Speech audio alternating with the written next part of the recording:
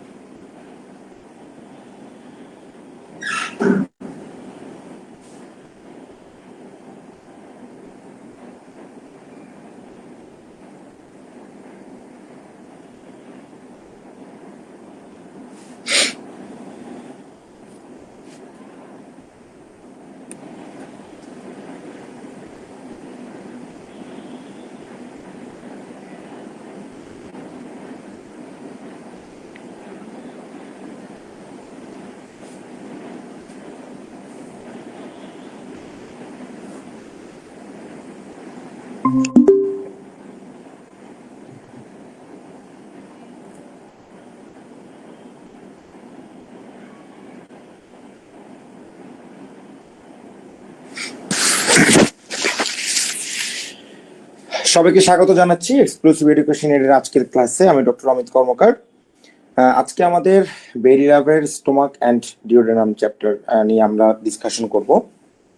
তো আমাদের আজকের এই ব্যাচে যারা আছেন তাদের বা এছাড়াও আমি যদি আমাদের এই ব্যাচের ব্যাপারে যে একটু বলতে চাই, সেটা হচ্ছে যে আমাদের এই ব্যাচে আপনাদের পরিচিত কেউ যদি অ্যাডমিশন নিতে চায় আমাদের বেরিলাভ ব্যাচে, এখনো অ্যাডমিশন নেওয়ার সুযোগ আছে। এবং আপনারা জানেন যে আমাদের এখানে প্রতিটা চ্যাপ্টারের বা মানে প্রতিটা টপিকের উপরে আসলে আমরা এক্সাম নিব, এবং এই যে আমরা প্রতিটা চ্যাপ্টারে আপনাদেরকে হাইলাইট করে দিব, এবং এই হাইলাইটেড পিডিএফটা আপনাদের কাছে আপনাদেরকে দিয়ে দেওয়া হবে। এবং আমাদের মেসেঞ্জার সাপোর্ট তো থাকছেই 24/7। তো আশা করি আপনাদের ক্লাসটা ফ্রুটফুল হবে। এমনভাবে আমরা চেষ্টা করব যে পরীক্ষায় যেটা আসে সেভাবে একটু ডিসকাশন করার চেষ্টা করব, এবং সেই সাথে সাথে অ্যাজ এ হোল একটা বা একটা ক্লিনিক্যাল আমাদের রেগুলার ক্লিনিক্যাল প্র্যাকটিসে কোন জিনিসটা আমাদের জন্য ইম্পর্টেন্ট, এভাবে একটু জিনিসগুলো জানবো। তো আমাদের মেইনলি পার্ট ওয়ানের ক্ষেত্রে যদি বলি, পার্ট ওয়ান বা রেসিডেন্সি যেটাই বলি না কেন, সেই ক্ষেত্রে কিন্তু প্রতিটা চ্যাপ্টার বেলিরাভের প্রতিটা চ্যাপ্টারই অলমোস্ট ইম্পর্টেন্ট, মাঝখানে শুধু কিছু চ্যাপ্টার বাদে। তবে প্রতিটা চ্যাপ্টারে সবগুলা কিন্তু জিনিস আমাদের পড়ার দরকার নেই। স্পেশালি আমরা এই যে অর্গান বেস, যেমন অ্যাবডোমিনাল অর্গান, তো এদের ক্ষেত্রে কিন্তু যেমন ইনিশিয়ালি আমাদের এখানে যেটা থাকে যে সার্জিক্যাল অ্যানাটমি থাকে, সার্জিক্যাল ফিজিওলজি থাকে, হ্যাঁ, এই জিনিসগুলো আমাদের জন্য বেশি ইম্পর্টেন্ট। এছাড়াও প্রতিটা ডিজিজ কন্ডিশনের আলাদা আলাদা অল্প অল্প করে কিছু টপিক এখানে থাকে। ওকে, আচ্ছা, তো এভাবে আমরা অল্প অল্প করে পড়বো, ক্লাসটাও খুব একটা লেন্দি হবে না, আমরা অল্প সময় ক্লাস নিব, আশা করি আপনাদের ভালো লাগবে। আর কারো যদি এর মাঝখানে যদি কারো কোনো কোশ্চেন থাকে ডেফিনেটলি আপনারা কোশ্চেন করবেন, আশা করি আমি চেষ্টা করবো আপনাদের কোশ্চেনের অ্যান্সার দেওয়ার জন্য। আচ্ছা, তো প্রথমে আমরা শুরু করি। দেখেন প্রথমে আছে কি, anatomy of the stomach and duodenum. তো প্রথমে শুরু হয়েছে ব্লাড সাপ্লাই দিয়ে। তো স্টমাকের ব্লাড সাপ্লাই মোরলেস আমাদের সবারই জানা, তাই না? আচ্ছা, আমরা যদি একটু রিভিউ করতে চাই স্টমাকের ব্লাড সাপ্লাই যদি একটু বলতে চাই, তাহলে স্টমাকের ব্লাড সাপ্লাইয়ের যেই মেইন কোন জায়গা থেকে স্টমাকের ব্লাড সাপ্লাইটা আসে বলতে পারবো আমরা কেউ? এনিওয়ান? আমাদের এগুলো লেখা পড়ার দরকার নেই, আমরা নিজেরা নিজে একটু ডিসকাশন করি, দেখবেন ডিসকাশনেই পড়া হয়ে গেছে আমাদের।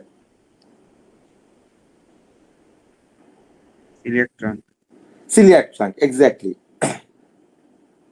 আচ্ছা, তাহলে সিলিয়াক ট্রাঙ্কের থেকে যদি আমরা বলি, তাহলে সিলিয়াক ট্রাঙ্ক থেকে কোন তিনটা ব্রাঞ্চ আসে এটা কি আমরা বলতে পারবো? এটা যদি আমাদের এটা যদি এটা অ্যাবডোমিনাল, সরি এটা হচ্ছে অ্যাবডোমিনাল অ্যাওর্টা, এখান থেকে আসছে সিলিয়াক ট্রাঙ্ক। এখন এই সিলিয়াক ট্রাঙ্ক থেকে কি কি আসে? একটা হচ্ছে কি লেফট গ্যাস্ট্রিক আর্টারি, তাই না? লেফট গ্যাস্ট্রিক আর্টারি এভাবে আসবে। আচ্ছা, আর আরেকটা আসবে কি, আরেকটা যাবে হচ্ছে কমন হেপাটিক আর্টারি, তাই না? এভাবে চলে যাবে কমন হেপাটিক আর্টারি। আর এইভাবে আরেকটা চলে যাবে কি স্প্লেনিক আর্টারি, তাই না? স্প্লেনিক আর্টারি, তাই তো?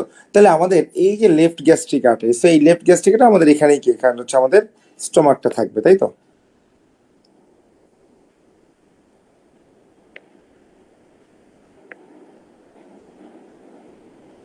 এরকমই তো মোরলেস এরকম ভাবেই থাকে আর কি, যদি ধরে নিই। তাহলে দেখেন এই তিনটা হচ্ছে আমাদের মেইন আর্টারি আসতেছে। আচ্ছা, বাকিগুলো কি এরপরে বাকি যা আসবে সেগুলো হচ্ছে এগুলো থেকে ব্রাঞ্চ, তাই না?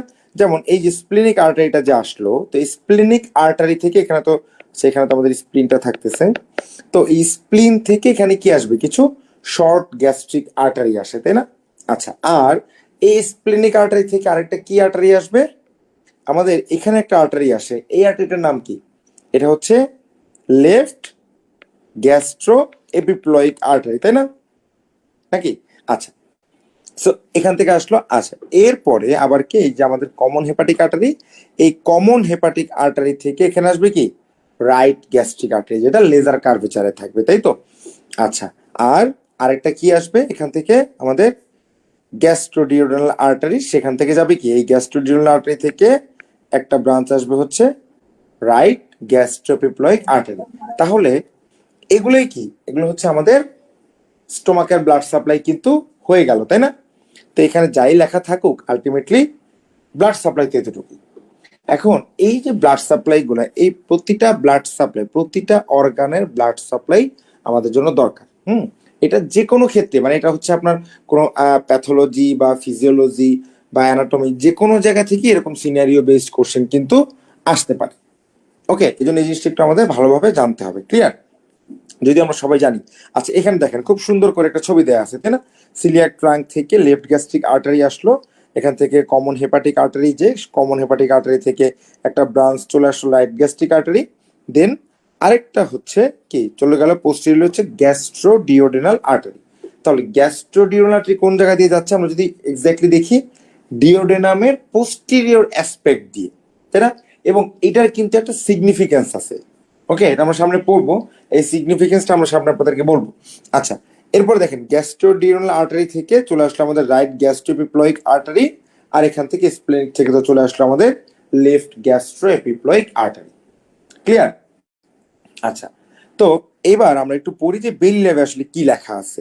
এভাবে আমরা পড়বো, যা কিছুটা ডিসকাশন করব এবং বাকিটা আমরা বেলি ল্যাব থেকে পড়বো।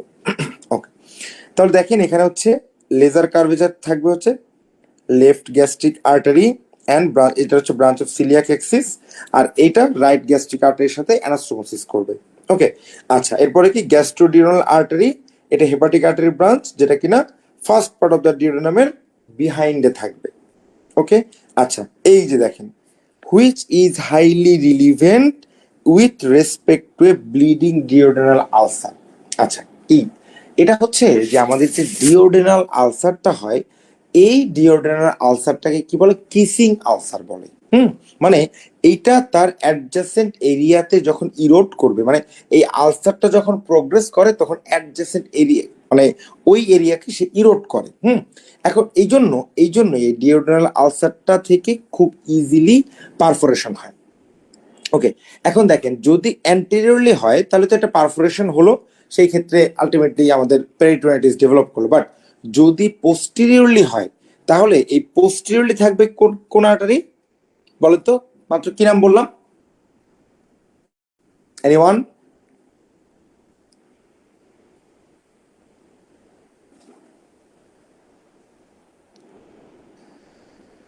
পোস্টেরিয়রলি কোন আর্টারি থাকবে? ডিওডেনামের পোস্টেরিয়রলি কোন আর্টারি থাকবে বলেন তো?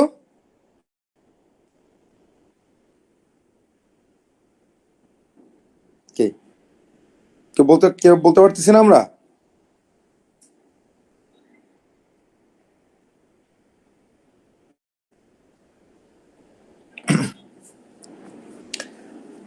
কি গ্যাস্ট্রোডিওনাল আর্টারি, তাই তো? কি আমরা সবাই একটু ডিসকাশন করি, তাহলে দেখবেন যে ভালো লাগবে। আচ্ছা, এরপরে দেখেন তাহলে এই যে গ্যাস্ট্রোডিওনাল আর্টারি, এইটা থেকে তখন হিউজ ব্লিডিং হয়। হ্যাঁ, এটা এবং এই ক্ষেত্রে নর্মালি কি আপার জিআই ব্লিডিং, আমরা যখন বলি যে আপার জিআই ব্লিডিং থেকে যদি মানে লোয়ার জিআই ট্র্যাক্টের দিকে যায়, এবং তখন সেটাকে আমরা কি বলি, ম্যালেনা বলি নাকি হেমাটোকেজিয়া বলি বলেন তো? কি বলি আমরা? মেলে না। ম্যালেনা বলি, তাই না? বাট এই পেশেন্টদের ক্ষেত্রে যাদের গ্যাস্ট্রোডিউডেনাল আর্টারি ইরোড করে, তাদের এত হিউজ ব্লিডিং হয়, ওইটা আর মানে জিআই ট্র্যাক্ট পাস করার সময় যে অ্যাসিড হেমাটিন ফর্মেশন করে, এই জন্যই তো ম্যালেনা হয়। ম্যালেনাটা কি কি বলে, যে ব্ল্যাক টারি স্টুল, তাই না? কেন হচ্ছে ব্ল্যাক টারি স্টুল? কারণ এই যে ব্লাডটা যে আসতেছে জিআই ট্র্যাক্টে, এইটা তখন কি ডাইজেস্ট হয় আর কি। মানে এটা হচ্ছে অ্যাসিড হেমাটিন ফর্মেশন করে ব্ল্যাক কালার হয়ে যায়। বাট এখানে তখন এত ফোর্সে ব্লাড আসে, হিউজ অ্যামাউন্ট ব্লাড, যেটার অ্যাসিড হেমাটিন ফর্মেশন করার সুযোগ থাকে না। এই জন্য তখন কিন্তু অনেক সময় পেশেন্টের ফ্রেশ ব্লিডিংও যেতে পারে। ওকে, এখন কথা হচ্ছে, এখন আপনাদের মনে একটা প্রশ্ন জাগতে পারে, তাই না? ফ্রেশ ব্লিডিং, এখন সেই ফ্রেশ ব্লিডিং এর সাথে এখন ফ্রেশ ব্লিডিং তো হেমোরয়েডও হচ্ছে, তাই না? ধরেন একটা পেশেন্টের ব্লিডিং হেমোরয়েড, তার ফ্রেশ ব্লিডিং হচ্ছে। ওকে, আর আর এই ক্ষেত্রে ধরেন যে একটা পেশেন্টের মানে গ্যাস্ট্রোডিওনাল আর্টারি ইরোড করে যদি ফ্রেশ ব্লিডিং হয়, সেই ক্ষেত্রে আপনি কিভাবে ডিস্টিংগুইশ করবেন বলেন তো? আমরা কিভাবে ক্লিনিক্যালি ডিস্টিংগুইশ করতে পারি, ক্লিনিক্যালি মানে কিভাবে আমরা অ্যাপ্রোচ করতে পারি এই পেশেন্টের ক্ষেত্রে? এনিওয়ান?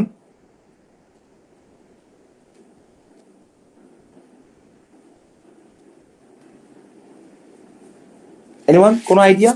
আপনার কাছে এরকম একটা পেশেন্ট আসলো, বা আপনি কিভাবে মানে অ্যাসেস করবেন জিনিসটা? দেখি কে বলতে পারবে? হৃদয় ভাই বলতে পারবো? একটা হচ্ছে হিস্ট্রি অফ পেপটিক আলসার থাকতে পারে, আর একটা হচ্ছে গুড, হিস্ট্রি অফ হিস্টোপেপটিক আলসার থাকতে পারে।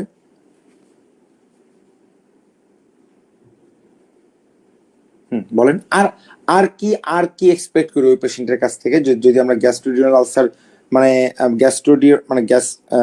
ডিওডেনাল আলসার যদি প্রোগ্রেস করে, যদি গ্যাস্ট্রোডিওনাল আর্টারি ইরোড করে, আর কি এক্সপেক্ট করব আমরা? মোশাররফ ভাই, কি এক্সপেক্ট করব পেশেন্টের কাছ থেকে? কি হবে পেশেন্টের কন্ডিশন বলতে পারবো?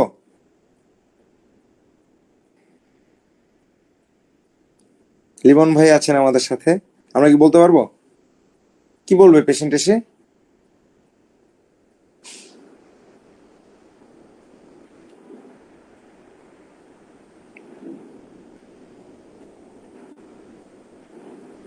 আচ্ছা দেখেন, তাহলে এই ক্ষেত্রে একটা পেশেন্ট আপনাকে সিভিয়ার পেইনের কথা বলবে, তাই না? সিভিয়ার পেইন থাকবে, এবং যেহেতু পেশেন্টের হিউজ ব্লিডিং হচ্ছে, সেই ক্ষেত্রে পেশেন্ট কি হেমোডাইনামিক্যালি আনস্টেবল থাকবে, তাই না?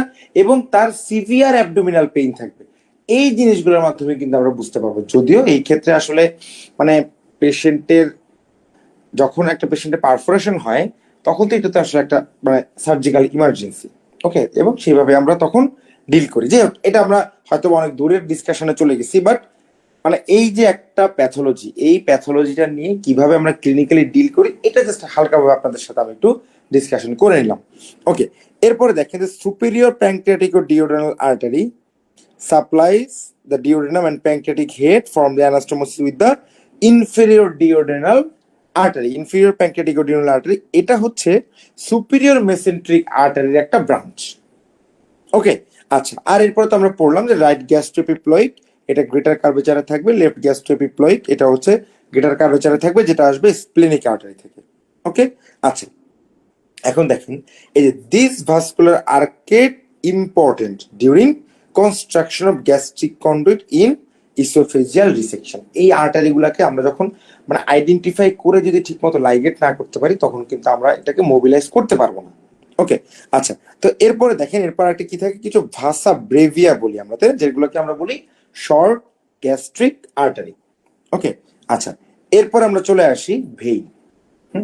এখন ভেইন, স্টোমাকের ভেনাস ড্রেনেজ কিভাবে হবে? আলটিমেটলি ওই আর্টারির সাথে করেসপন্ডিং ভেইন দিয়েই কিন্তু এগুলোর হচ্ছে ভেনাস ড্রেনেজ হয়, তাই না? মানে যেমন এই ক্ষেত্রে left gastric artery, left gastric vein এভাবে। এবং স্টোমাকের যেই ভেনাস রিটার্ন হবে, এই ভেনাস রিটার্নটা হবে কি হবে? পোর্টাল ভেইনের মাধ্যমে। ওকে, আচ্ছা, এই দেখেন along with drain into splenic vein, then on the laser curvature coronary vein particularly important। আচ্ছা, এবং এই যে দেখেন পোর্টাল হাইপারটেনশনের সময় কি হবে, ওই যে গ্যাস্ট্রো ইসোফেজিয়াল যে জাংশন, তাই না, ওখানকার যেই ভেইন গুলো আছে সেগুলো কি ডাইলেটেড হয়ে যায়, তাই না? ওখানে কি বলি আমরা? পোর্টো ক্যাভাল অ্যানাস্টোমোসিস। ওকে, আচ্ছা, এখানে দেখেন এখানে কিছু এখানে নার্ভ দেয়া আছে, তাই না? আচ্ছা, এটা হচ্ছে কি স্টোমাকে আমাদের জিআই ট্র্যাক্টের নার্ভ সাপ্লাই কে দেয় বলেন তো? কার মাধ্যমে জিআই ট্র্যাক্ট নার্ভ সাপ্লাই আমরা জানি? এনিওয়ান বলেন, কোন ক্রেনিয়াল নার্ভ? অ্যাবডোমিনাল অর্গানে কোন ক্রেনিয়াল নার্ভ আসবে?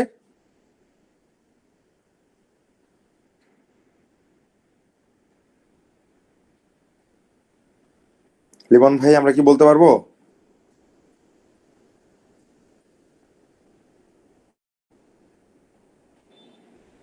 আচ্ছা, ওকে, ফাইন। তাহলে দেখেন এটা হচ্ছে আমরা জানি কি হচ্ছে vagus nerve. Vagus nerve, exactly, thank you, vagus nerve, thank you. আচ্ছা, তো দেখেন এই ভেগাস নার্ভের কিন্তু দুইটা ট্রাঙ্ক থাকবে, একটা হচ্ছে কি অ্যান্টেরিয়র আর একটা হচ্ছে পোস্টেরিয়র। এবং দেখেন এই যে আমরা যদি একটু জুম করে যদি দেখি, এখানে দেখেন এই ভেগাস নার্ভের এটা তো একটা ট্রাঙ্ক, তাই না? এবং এখান থেকে এগুলো ব্রাঞ্চিং হয়ে আসছে, তাই তো? আচ্ছা, এবং এগুলো থেকে এগুলো কি আরো হাইলি মানে মানে আরো ব্রাঞ্চিং হয়ে তারপর হচ্ছে স্টোমাকের ওয়ালের সাথে কিন্তু এটা লাগছে, তাই না? এবং এই যে তিনটা প্যাটার্নের কথা আমি বললাম, এই তিনটা প্যাটার্ন বা এই তিনটা পজিশনে আমরা ভেগোটমি করতে পারি, বুঝতে পারছেন? তো আগে যখন ভ্যাগোটমি করা হইতো তখন একদমই ট্রাঙ্ক থেকে পুরোটুকু কেটে দিত, বাট এখন কি করে, এখন একদম হাইলি সিলেক্টিভ ভ্যাগোটমি বলা হয়। হ্যাঁ, হাইলি সিলেক্টিভ মানে এই ব্রাঞ্চিং গুলো হয়তো বা কাটবে। ওকে, এই যে এতে করে কি হবে, কমপ্লিকেশনটা কম হয়। এই যে দেখেন ক্রিমিনাল নার্ভ অফ গ্রাসি, এই যে এগুলো সব হচ্ছে ভেগাস নার্ভ। হ্যাঁ, আচ্ছা,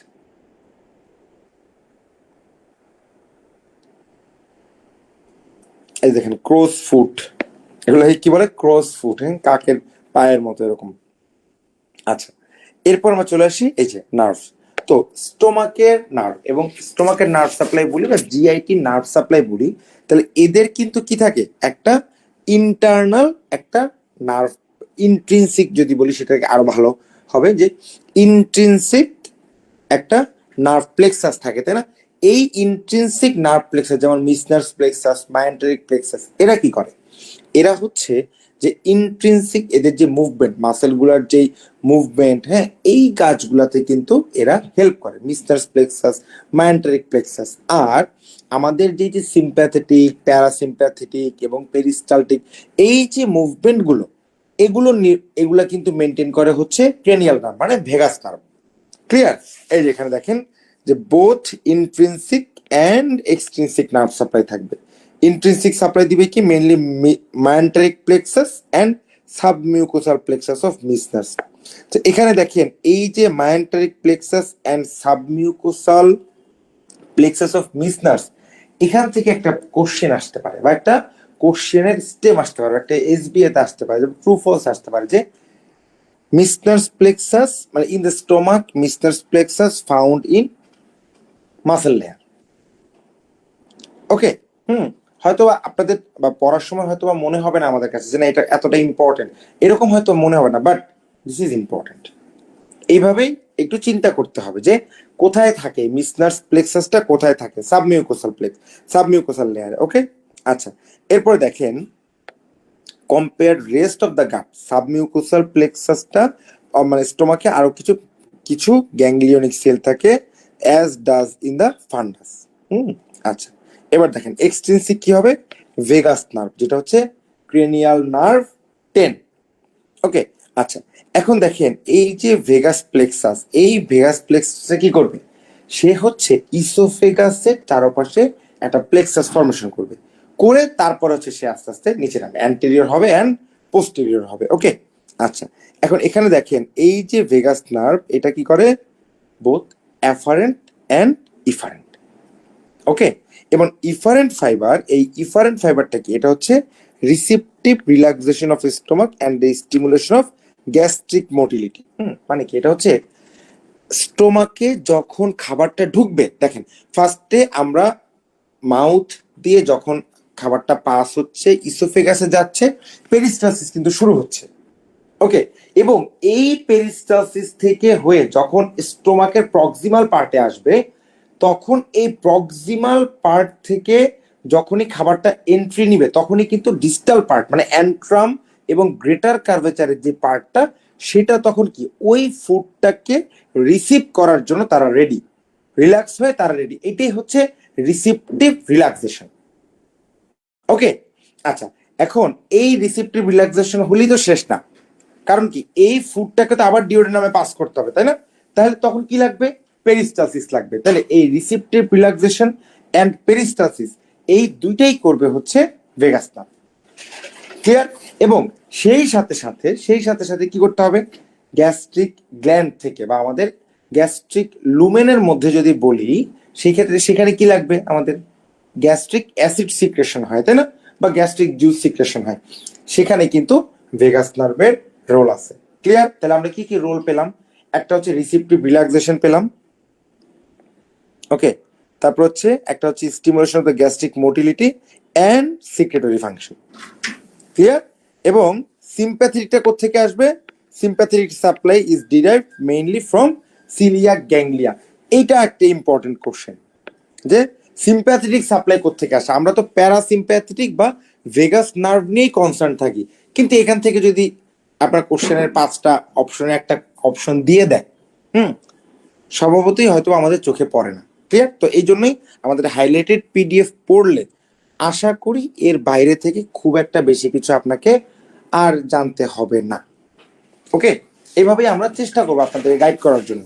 আচ্ছা, এরপরে আমরা চলে আসি microscopic anatomy of the stomach and duodenum, মানে হচ্ছে হিস্টোলজি।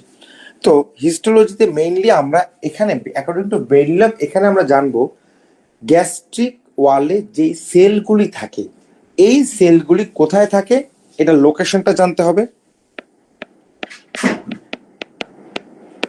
প্লাস এটার যে সিক্রেশন,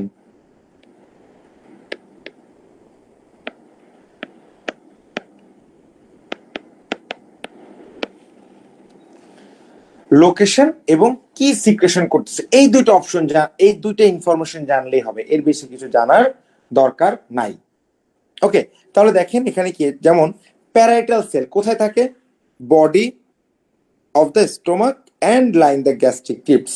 ওকে, এবং এটা কি কোথায় দেখেন, মোর অ্যাবান্ডেন্ট ডিস্টালি, মানে কি অ্যান্ট্রামের দিকে হচ্ছে মোর অ্যাবান্ডেন্ট এটা। ওকে, আচ্ছা, এবং দেখেন এটার ফাংশন কি বা এটার সিক্রেশন কি, প্যারাইটাল সেল থেকে কি আসে, হাইড্রোক্লোরিক অ্যাসিড। ওকে, দেখেন responsible for production of the hydrogen ion that form hydrochloric acid. শেষ, এতটুকু জানলেই হবে। এখন কিভাবে হাইড্রোক্লোরিক অ্যাসিড আসে এটা তো আমরা এখানেও ডিসকাশন করব, এছাড়া তো আমরা পড়বই, মানে আমরা বেসিক অ্যানাটমি বা ফিজিওলজি যদি আমরা বলি সেখানে তো আমরা এগুলি পড়েছি, তবে তারপরেও বেরি ল্যাবে যেহেতু আছে এগুলো আমরা একটু ডিসকাশন করে যাচ্ছি। ওকে, এবার চলে আসি দেখেন চিফ সেল। তো এই চিফ সেল কোথায় থাকবে? গ্যাস্ট্রিক ক্রিপ্টসে অ্যান্ড প্রডিউস পেপসিনোজেন। পেপসিনোজেনের ফাংশনটা কি দেখেন, এইটা হচ্ছে খুব ইম্পর্টেন্ট। পেপসিনোজেনের ফাংশন হচ্ছে যে পেপসিন, এই পেপসিনটাকে মানে সে হচ্ছে পেপসিনোজেন থেকে পেপসিন হবে এবং পেপসিন হচ্ছে প্রোটিনকে ডাইজেস্ট করবে। ক্লিয়ার? এই জন্য এটা খুবই খুবই খুবই ইম্পর্টেন্ট কিন্তু। আচ্ছা, এবার চলে আসি এন্ডোক্রাইন সেল। মানে এন্ডোক্রাইন মানে হরমোন কি কি সিক্রেশন হয় এবং কোত্থেকে সিক্রেশন হয়। দেখেন, এটা হচ্ছে গ্যাস্ট্রিক অ্যান্ট্রামের যে মিউকোসা, এই মিউকোসাতে জি সেল নামে একটা সেল থাকে, জি সেল। ওকে, অ্যান্ড এই জি ফর গ্যাস্ট্রিন আমরা কি মনে রাখবো? G for gastrin. কারণ কি? এই জি সেল থেকে আসে হচ্ছে গ্যাস্ট্রিন। ওকে, এখন দেখেন through out the body of the stomach সেখানে কি থাকবে? এন্টারোক্রোমাফিন সেল থাকে। এই এন্টারোক্রোমাফিন সেল থেকে আসবে হচ্ছে হিস্টামিন। এখন দেখেন প্রডিউস এ কি factor in driving gastric acid secretion. Clear? তাহলে দেখেন হিস্টামিনের একটা রোল পেলাম আমরা এবং এখানে গ্যাস্ট্রিনের একটা রোল পেলাম। আর কি থাকে দেখেন? আচ্ছা, large number of somatostatin producing D cell throughout the stomach and somatostatin has a negative regulatory role. মানে কোনো কারণে বা যখন গ্যাস্ট্রিন সিক্রেশন বাড়বে তখন গ্যাস্ট্রিক অ্যাসিড সিক্রেশন বাড়বে। হ্যাঁ, তো কখন হবে? যখন আমাদের স্টোমাক ফুল। এখন স্টোমাক যখন এমটি হবে বা এমটি হচ্ছে, যখন আমাদের আর গ্যাস্ট্রিক অ্যাসিড দরকার নাই, তখন কি হবে? তখন এই সোমাটোস্ট্যাটিন একটা নেগেটিভ রোল প্লে করবে, মানে গ্যাস্ট্রিনকে তখন সে সাপ্রেস করবে। এইভাবে আর কি সে হচ্ছে কাজ করবে। হ্যাঁ, আচ্ছা, এবার চলে আসি আমরা ডিওডেনাম। ওকে, তো ডিওডেনামের হিস্টোপ্যাথোলজিতে যদি বলি, দেখেন ডিওডেনাম এখানে কি থাকবে? ব্রুনার্স গ্ল্যান্ড থাকে। ব্রুনার্স গ্ল্যান্ড কোথায় থাকবে? এটা beneath the mucosa and are similar to the pyloric glands of the pyloric part of the stomach. Okay, আচ্ছা, endocrine cells in the duodenum produce cholecystokinin and secreting। এগুলো প্রত্যেকটা information না খুবই important. মানে আমি এখানে কোনটাতে যদি আমি স্টার মার্ক দেই বা নাও দেই, কিন্তু সার্জিক্যাল অ্যানাটমি, সার্জিক্যাল প্যাথোলজি আপনাদের এন্ট্রি পরীক্ষা মানে হচ্ছে পার্ট 1 বা রেসিডেন্সি যেটাই বলি না কেন, একদম মানে সব কিছু মাথায় নিয়ে যেতে হবে। এগুলো সার্জিক্যাল অ্যানাটমি, প্যাথোলজি, এগুলো কোনোভাবে মাথা থেকে আউট করা যাবে না। এখন কথা হচ্ছে যে অনেকের মনে প্রশ্ন থাকতে পারে যে ভাই আমরা বেরি ল্যাব পড়তেছি, এখানে সার্জিক্যাল অ্যানাটমি, প্যাথোলজি পড়তেছি, ফিজিওলজি পড়তেছি, আবার হচ্ছে আমরা আলাদাভাবে যখন সাবজেক্টগুলি পড়তেছি বেসিক সাবজেক্ট সেখানে আমরা পড়তেছি। আচ্ছা, আমার কাছে যেটা মনে হয়েছে আপনাদের একটা সিস্টেম আমি একটু শেয়ার করি। সেটা হচ্ছে যে যখন আপনি আপনার সাপোজ আপনি জিআই ফিজিওলজি পড়তেছেন, তো জিআই ফিজিওলজি পড়ার সময় এখানে ধরেন যে hydrochloric acid secretion, hydrochloric acid secretion বা ফর্মেশন, এটা যখন আপনি পড়বেন তো আপনার ওই জিআই মানে তখন ওইখানে মানে যে ফিজিওলজি ওখানে আপনি বেলি ল্যাব থেকে বেলি ল্যাবটা পড়ে আপনি 2-3টে ইনফরমেশন যদি বেশি পান তাহলে আপনি ওইখানে অ্যাড করে রাখবেন। ক্লিয়ার? তাতে করে কি হবে? যখন পরীক্ষার আগে আপনি রিভিশন দিবেন তখন প্রত্যেকটা ইনফরমেশন আপনার অ্যাট এ গ্ল্যান্স চলে আসলো। আদারওয়াইজ আপনাকে বেসিক সাবজেক্টের বই একবার একবার করে উল্টাইতে হবে এবং আপনাকে বেরি ল্যাব একবার করে উল্টাইতে হবে, এবং এটা টাইম কনজিউমিং। এখন তো 3টা পেপারে আলটিমেটলি একদিনে হচ্ছে, দ্যাটস ওয়াই একদিন 2 দিন আগের টাইমটা খুবই ভাইটাল। ক্লিয়ার? আচ্ছা, ওকে, এরপরে দেখেন, এরপর চলে আসি physiology of the stomach and duodenum.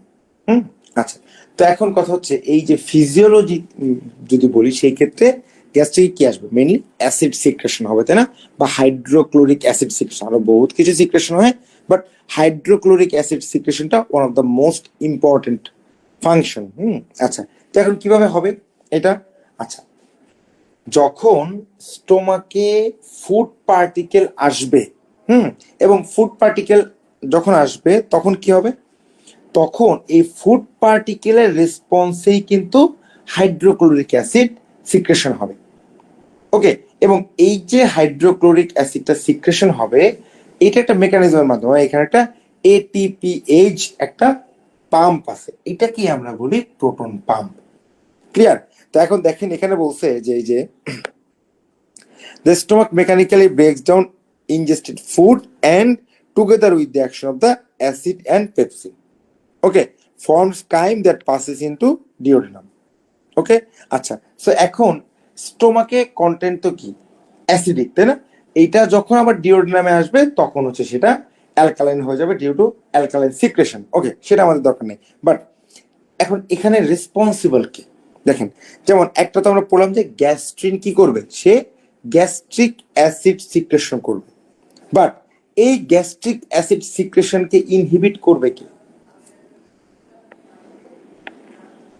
ওকে, মানে সিক্রেটিন ডিরেক্টলি গ্যাস্ট্রিককে যে ইনহিবিট করবে তা না, বাট সিক্রেটিনের কাজ হচ্ছে সে যখনই খাবারগুলি স্টোমাক পাস করে ডিওডেনামের মধ্যে আসবে তখন এই সিক্রেটিনের ফলে কি, তখন কি অ্যালকালাইন রিচ সিক্রেশন তৈরি হবে। ওকে, দেখেন, this hormones inhibit gastric acid secretion and promotes production of bicarbonate of the pancreas. Okay, আচ্ছা, তো এইখানে দেখেন অ্যানাটমি এন্ড ফিজিওলজি, এটা বক্সটা খুবই খুবই ইম্পর্টেন্ট, অনেকগুলি স্টার মার্কের জন্য আমি দিছি। এবার চলে আসি গ্যাস্ট্রিক অ্যাসিড সিক্রেশন, দেখেন। ওকে, আচ্ছা, আমাদের এই যে প্যারাইটাল সেল, এই ছবিটা খুব সুন্দর, হ্যাঁ, এবং এটা খুব ইম্পর্টেন্ট। ওকে, জাস্ট একটা মিনিট।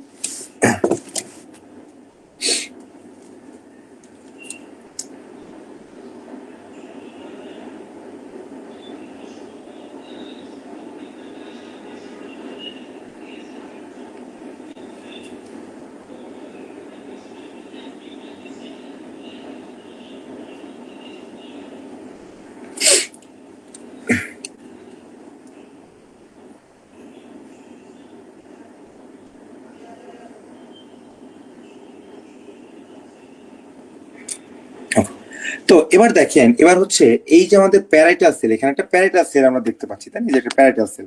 ওকে, আচ্ছা, এই প্যারাইটাল সেলের এখানে দেখেন, এখানে কি কি থাকে? একটা হচ্ছে জি রিসিপ্টর থাকবে, H2 রিসিপ্টর বা হিস্টামিন, আর একটা হচ্ছে M3 মানে হচ্ছে মাসকার্নিক রিসিপ্টর। এখন এই তিনটা রিসিপ্টরের তিনটা ফাংশন আমি একটু জাস্ট ইরেজ করে দিচ্ছি। দেখেন এখানে কি হবে, এই যে গ্যাস্ট্রিন বা যে জি রিসিপ্টর, এখানে হচ্ছে এই যে জি সেল বা এখান থেকে হচ্ছে গ্যাস্ট্রিন যে রিলিজ হবে জি সেল থেকে, এরা এখানে কাজ করবে। ওকে, আচ্ছা, এরপরে এন্টারোক্রোমাফিন সেল থেকে আসবে হিস্টামিন, যেটা আমরা একটু আগে পড়লাম। এই হিস্টামিন এসে বাইন্ড করবে হচ্ছে হিস্টামিন রিসিপ্টরের সাথে। ওকে, আর এই যে আমাদের ডিস্টেনশন অফ স্টোমাক থেকে আসবে হচ্ছে কি রিলিজ অফ অ্যাসিটাইলকোলিন বা এই যে প্যারাসিম্প্যাথেটিক বা ভেগাস, এটার ডিসচার্জের ফলে কি হবে, আসবে হচ্ছে অ্যাসিটাইলকোলিন। তো অ্যাসিটাইলকোলিন এটা কি মাসকার্নিক রিসিপ্টরে বাইন্ড করবে, এবং এই তিনটা ফ্যাক্টর কিন্তু হাইড্রোক্লোরিক অ্যাসিড সিক্রেশনের জন্য রেসপন্সিবল। ক্লিয়ার? এখান থেকে আমাদের পার্ট 1 মানে 2020 পার্ট 1-এ একটা কোশ্চেন আসছিল, পার্ট 1 অথবা বিসিবিএস এর মক টেস্টে এখান থেকে একটা কোশ্চেন আসছিল। দ্যাটস ওয়াই জিনিসটা খুব ভালোভাবে মনে রাখবেন। ক্লিয়ার? আচ্ছা, এরপরে আমরা চলে আসি গ্যাস্ট্রিক অ্যাসিড সিক্রেশনের। এখানে দেখেন কি লিখছে। আচ্ছা, hydrogen ion produced by proton pump, এটা আমরা জানি। অ্যান্ড দ্য মোস্ট ইম্পর্টেন্ট, এখানে এই যে হাইড্রোজেন আয়ন বা এখানে যে সিক্রেশন হচ্ছে, এখানে মোস্ট ইম্পর্টেন্ট কোনটা? হিস্টামিন। দেখেন, the most important of this is histamine which acts via H2 receptor. এটা একটা অনেকগুলি স্টার পাওয়ার যোগ্য একটা লাইন। যখন হচ্ছে আপনারা বেরিলাফ পড়বেন তখন কোথাও যদি পান যে এটা হচ্ছে which one is the most important, which one is the first line investigation, gold standard treatment or gold standard investigation, এই পয়েন্টগুলি পিক করতে হবে এবং এখান থেকে কোশ্চেন আসার সম্ভাবনা অনেক বেশি থাকে। ক্লিয়ার? আচ্ছা, এখন দেখেন এই যে হিস্টামিন যে প্রডিউস হলো, এই হিস্টামিন তখন কি করবে? এন্টারোক্রোমাফিন সেল থেকে এসে তখন হচ্ছে সেটা কাজ করবে। এখন কথা হচ্ছে, কেন আমরা গ্যাস্ট্রাইটিস বা গ্যাস্ট্রিক আলসার প্রিভেনশনের জন্য কেন আমরা প্রোটন পাম্প ইনহিবিটর দেই, বা ওয়াইডলি কেন এত ইউজ হচ্ছে, কেন হিস্টামিন রিসিপ্টর যেমন ছিল, যেমন এই যে ফ্যামোটিডিন ছিল, রেনিটিডিন ছিল, তাই না, এগুলি ছিল, এগুলির থেকে কেন প্রোটন পাম্প ইনহিবিটর সুপিরিয়র, এটা কি আমরা বলতে পারবো? এনিওয়ান? কি হতে পারে বলেন তো? প্রোটন পাম্প ইনহিবিটর আর H2 ব্লকারের মধ্যে, এই ক্ষেত্রে যদি আমরা একটু চিন্তা করি, এনিওয়ান? হাইড্রোজেন আর পটাশিয়াম পাম্পটাকে ইনহিবিট করে। হ্যাঁ হ্যাঁ হ্যাঁ, প্রোটন মানে প্রোটন পাম্প ইনহিবিটর কাকে কাকে ইনহিবিট করবে? হাইড্রোজেন আর হচ্ছে হলো পটাশিয়াম পাম্প। এক্স্যাক্টলি চ্যানেলটা এক্স্যাক্টলি, কি? মানে যেমন দেখেন কি হবে এখানে একটা, আমি যদি স্টোমাক মানে এই যে সিনারিওটা যদি একটা একটা যদি চিন্তা করি, একটু কোথায় দেখাবো, মানে এখানে আমি একটু দেখাচ্ছি আপনাদেরকে। লাইক এই যে স্টোমাকের ক্ষেত্রে, এখন এটা যদি আমি লুমেন চিন্তা করি, তাহলে লুমেনের এখানে যে সেল, এখান থেকে কি হবে যে হাইড্রোজেন আয়ন আসে, তাই না? তাই তো। আচ্ছা, আর আর কি আসে? ধরেন আরেকটা থেকে আসলো হচ্ছে ক্লোরাইড আয়ন, তাই তো। বা এই যে হাইড্রোক্লোরিক অ্যাসিড বা বা এখান থেকে হাইড্রোক্লোরাইড আসলো, এই যে হাইড্রোক্লোরিক অ্যাসিডটা যে এখান থেকে সিক্রেশন হচ্ছে, এই সিক্রেশনটা কিভাবে হচ্ছে? একটা বা হাইড্রোজেনটা আসতেছে কি প্রোটন পাম্পের মাধ্যমে, তাই না? মানে হাইড্রোজেন আয়ন পটাশিয়াম এটিপিএইচ পাম্পের মাধ্যমে। তো পিপিআই কি করবে? পিপিআই এর কাজ হচ্ছে এই যে ফাইনাল ডেস্টিনেশন, মানে এই যে এটিপিএইচ পাম্প, এইটাকে ইনহিবিট করবে। হোয়ারঅ্যাজ হিস্টামিন ব্লকার বা H2 ব্লকার যারা আছে, এরা কি করবে? এরা শুধু হিস্টামিন রিসিপ্টরকে ব্লক করবে। বুঝতে পারছেন? এই দেখেন, এরা কি করবে? এরা এই হিস্টামিন রিসিপ্টরকে ব্লক করবে। তাহলে বাকি জিনিসগুলো তো ওপেন আছে, বাকিগুলি তো বন্ধ করতে পারলো না হিস্টামিন রিলিজ, তাই না? এই জন্য মানে যখন আমরা H2 ব্লকার দেই, তখন কিছুটা হলো অ্যাসিড সিক্রেশন হয়, যেখানে পিপিআই কমপ্লিটলি অ্যাবলিশ করে দিবে এই সেল সিক্রেশন। ক্লিয়ার? কার কোনো কোশ্চেন? এনিওয়ান? আচ্ছা,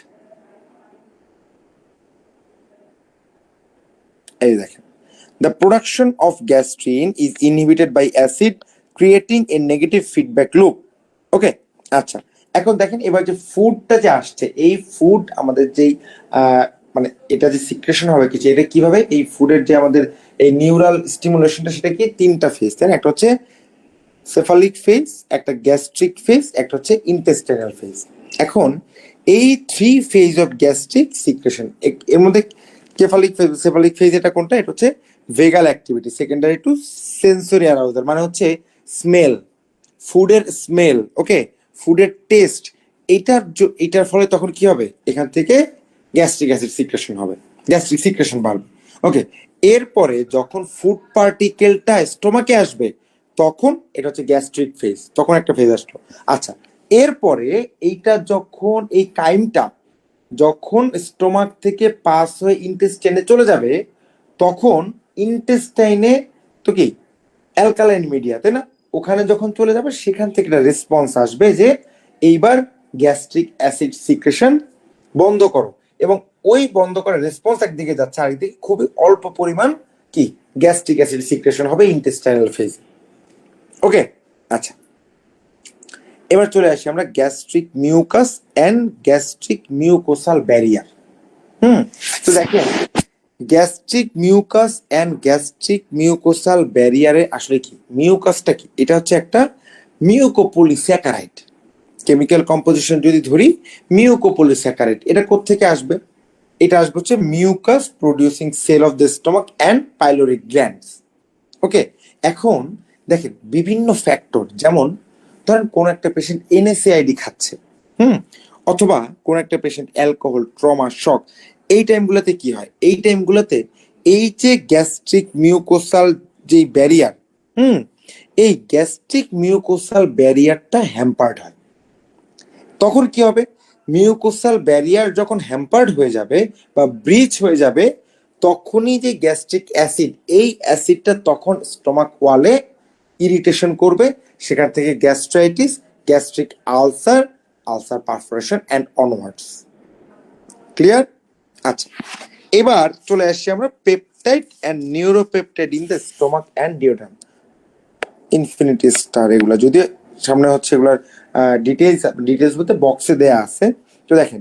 আচ্ছা, এই যে নিউরোপেপটাইড অ্যান্ড পেপটাইড, হ্যাঁ, এগুলা বা এই যে এগুলো যে সিক্রেশন হয়, যে মেসেঞ্জার সিস্টেম, আমরা হরমোন বা এন্ডোক্রাইন, যদি আপনারা কেউ এন্ডোক্রাইন ফিজিওলজি যদি আপনারা পড়ে থাকেন খুব রিসেন্ট টাইম, সেখানে আপনারা জানেন যে সেকেন্ড মেসেঞ্জার সিস্টেম বা কি জিনিস, সেগুলো আমরা জানি।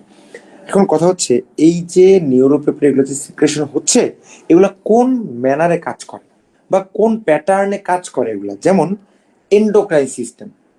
এন্ডোক্রাইন কি জিনিস, মানে হচ্ছে এই হরমোনগুলো তারা যেখানে সিক্রেশন হবে তারা কাজ করবে ডিস্টালি।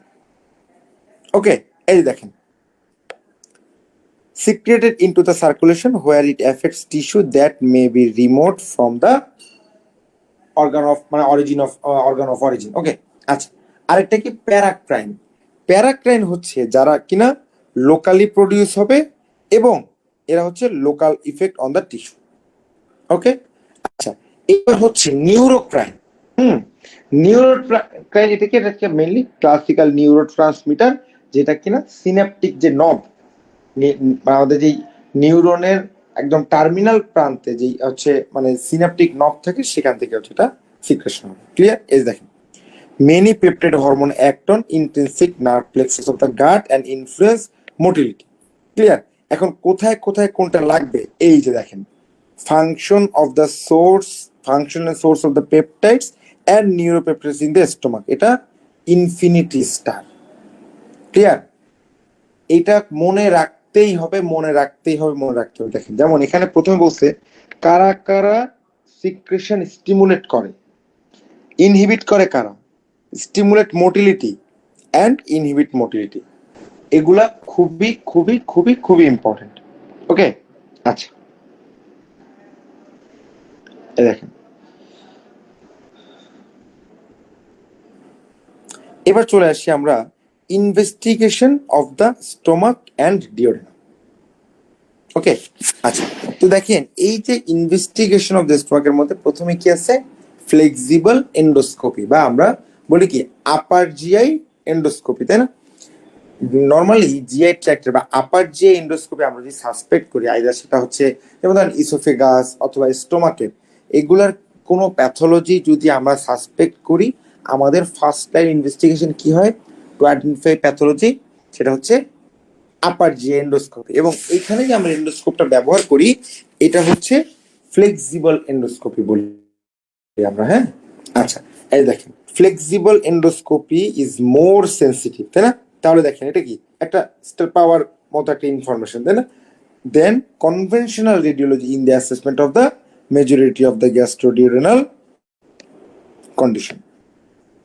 আচ্ছা, এরপর দেখেন, in most circumstances it is the only investigation required. Okay, আচ্ছা, এবার দেখেন ইনভেস্টিগেশনটা গ্যাস্ট্রোডিউরেনাল সিমটম, এগুলো জানতে হবে আমাদের, খুবই ইম্পর্টেন্ট এগুলো। হ্যাঁ, আচ্ছা, flexible endoscopy is the most commonly used and sensitive technique. তাহলে দেখেন এই যে মোস্ট কমনলি ইউজ, আমি কিন্তু বারবার এই কথাগুলো হাইলাইট করতেছি, সো এগুলোই খুব ইম্পর্টেন্ট। এখন আপনাকে অনেক বড় একটা সিনারিও দিয়ে ধরেন এরকম তার একটা পেশেন্টের ম্যালিগন্যান্সি পেশেন্ট অথবা গ্যাস্ট্রাইটিস এরকম একটা সিনারিও দিয়ে তারপরে কিন্তু এরকম ভাবে তারা সাজাবে যে which one is the most important বা ইনিশিয়ালি হচ্ছে আমাদের ইনভেস্টিগেশন, এই টাইপের কিছু কোশ্চেন কিন্তু তারা করতে পারেন। আচ্ছা, এরপরে দেখেন, এরপরে হচ্ছে আমরা আর কি কি করতে পারি, যেমন এটা গেল হচ্ছে আমাদের আপার যে এন্ডোস্কোপি।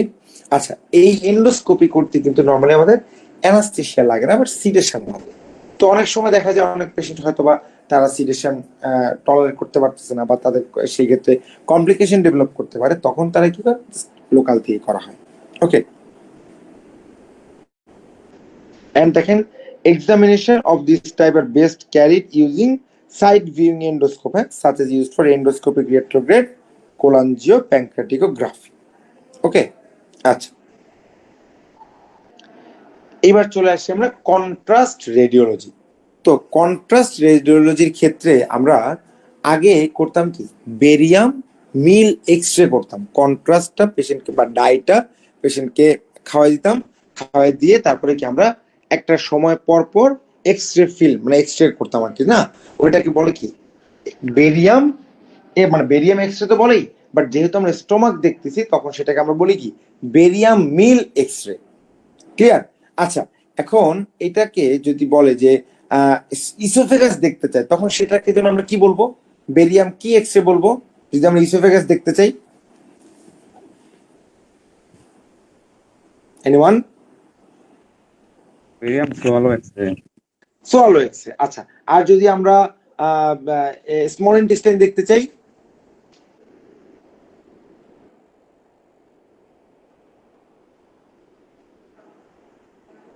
বলেন।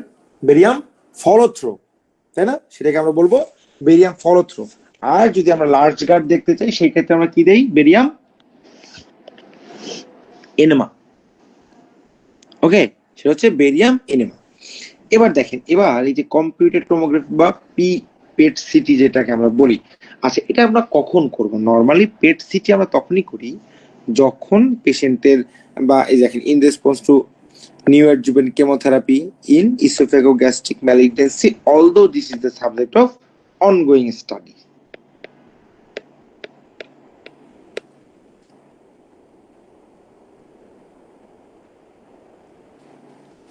আচ্ছা, এবার চলে আসি, ধরেন কোন একটা পেশেন্টের কার্সিনোমা স্টোমাক আপনি সাসপেক্ট করতেছেন, বাট এই পেশেন্টের এখন এটা কি রিসেক্টেবল নাকি রিসেক্টেবল না, এটা কি অপারেবল নাকি অপারেবল না, এই জিনিসটা আপনাকে বুঝতে হলে অনেক সময় আমরা কি করি? ল্যাপারোস্কোপি করি। ক্লিয়ার?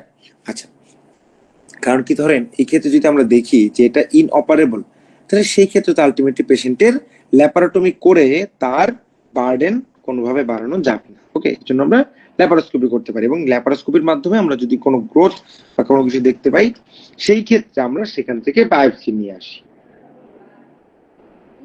ওকে, আচ্ছা, এরপরে আমরা চলে আসি, দেখেন আলট্রাসোনোগ্রাফি এই ক্ষেত্রে খুব একটা হেল্প হয়তো বা করে না, তবে অন্য কোনো কারণে, যেমন হচ্ছে যেটাকে বলে যে এন্ডোলুমিনাল আলট্রাসাউন্ড, হ্যাঁ এইটা খুব ইম্পর্টেন্ট, এন্ডোলুমিনাল আলট্রাসাউন্ড। আচ্ছা, তো এন্ডোলুমিনাল আলট্রাসাউন্ডে কি করে? এটা হচ্ছে যে আমাদের এই যে আমরা ম্যালিগনেন্সির ক্ষেত্রে টিএনএম ক্লাসিফিকেশন পড়ছি, তাই না? এইটা মানে হচ্ছে যে আমাদের টি টিএনএম এর টি বলতে কি লোকাল কতটুকু এক্সটেন্ড হয়েছে, যেমন স্টোমাকের মিউকোসা, সেখান থেকে সাবমিউকোসা, হ্যাঁ, মাসেল লেয়ার, হচ্ছে সেরোসা লেয়ার, এই জিনিসগুলো এগুলা হচ্ছে মানে আমাদের এখানে দেখার বিষয়। ওকে, আচ্ছা, এরপর আমরা চলে আসি এনজিওগ্রাফি। আচ্ছা, এগুলো খুব একটা আমাদের জন্য অতটা ইম্পর্টেন্ট না। এটা হচ্ছে কখন করি এনজিওগ্রাফি? যখন আমরা মানে আপার জিআই ব্লিডিং এর হচ্ছে এন্ডোস্কোপিতে কোনো কিছু পাইনি, তখন সেই ক্ষেত্রে কিন্তু এই যে এনজিওগ্রাফি করতে হবে।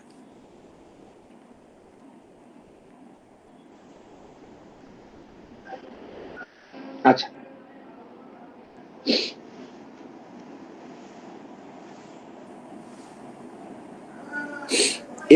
এরপর আমরা চলে আসি হেলিকোব্যাক্টার পাইলোরি। ওকে, আচ্ছা, তো হেলিকোব্যাক্টার পাইলোরির ক্ষেত্রে এটা এখানে বেশ বড় ডিসকাশন আছে, এত কিছু আমাদের দরকার নেই।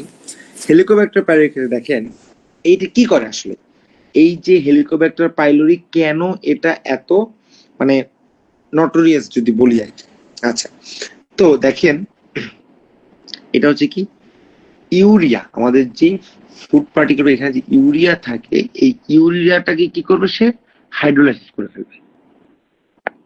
ওকে, এন্ড দেখেন resulting in the production of the ammonia a strong alkali. তাহলে দেখেন যখনই অ্যাসিডিক মিডিয়াতে অ্যালকালাইন এনভায়রনমেন্ট তৈরি হয়ে যাবে, তখন কিন্তু ওইখানে আলটিমেটলি কি ঠিকমতো ফাংশনিং করতে পারবে না। ওকে, আচ্ছা, এখন দেখেন তাহলে এখানে কি এইচ পাইলোরি এই ইউরিয়া থেকে অ্যামোনিয়া প্রোডাকশন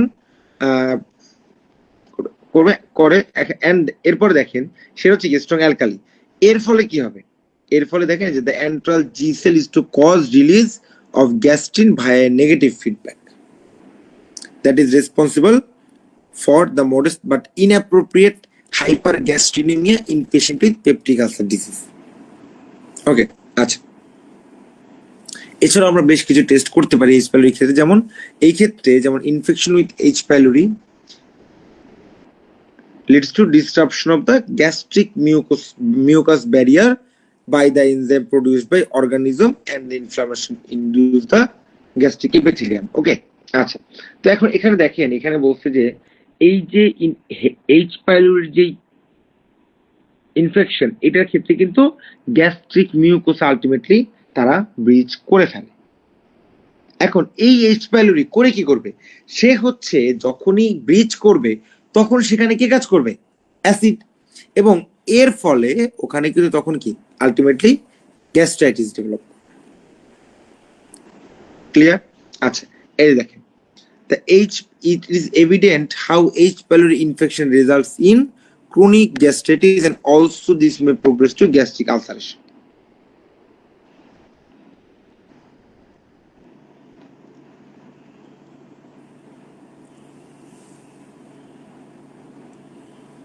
Okay, এবার আমরা চলে আসি, gastric metaplasia is a normal response of the duodenal mucosa to excess acidity.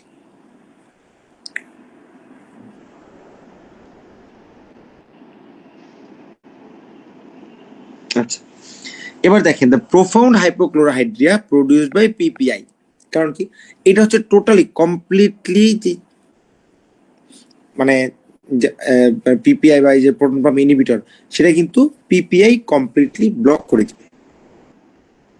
ওকে, আচ্ছা, তো এবার দেখেন এখন কথা হচ্ছে এর সাথে সাথে এই যে এইচ পাইলোরি, এই এইচ পাইলোরি কমব্যাট করার জন্য তখন কি আমরা কি করি, ট্রিপল থেরাপি, তাই না? আমরা ট্রিপল থেরাপি দেই বা কোয়াড্রুপল থেরাপি দিয়ে থাকি। তো এর মধ্যে এই যে ট্রিপল থেরাপির মধ্যে যেমন এই দেখেন, achieved with combination that include the antibiotic clarithromycin, although it may be that in future antibiotic resistance will become a problem.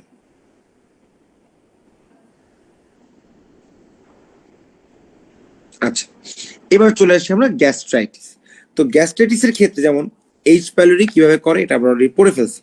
আর কি গ্যাস্ট্রাইটিস হইতে পারে, অটো ইমিউন গ্যাস্ট্রাইটিস, এটা পরীক্ষার জন্য একটু ইম্পর্টেন্ট। আচ্ছা, তো দেখেন অটো ইমিউন গ্যাস্ট্রাইটিস এখানে কি হবে, এখানে যে একটা অটো ইমিউন কন্ডিশন বা অ্যান্টিবডি ফর্মেশন হবে সেটা হচ্ছে এই দেখেন, এর ফলে কি হবে, এর ফলে অ্যাজ এ রেজাল্ট আমরা হাইপোক্লোরোহাইড্রিয়া এন্ড আলটিমেটলি অ্যাক্লোরোহাইড্রিয়া পাবো।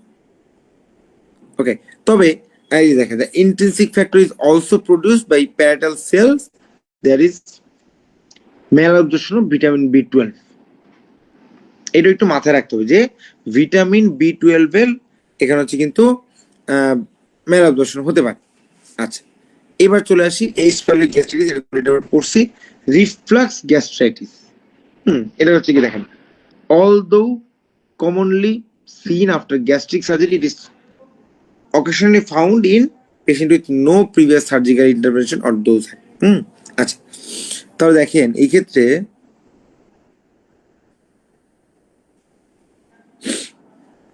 ওকে, the bile cleating or prokinetic agent may be useful in treatment as a temporizing measure to avoid revisional surgery that should reserve for severe cases.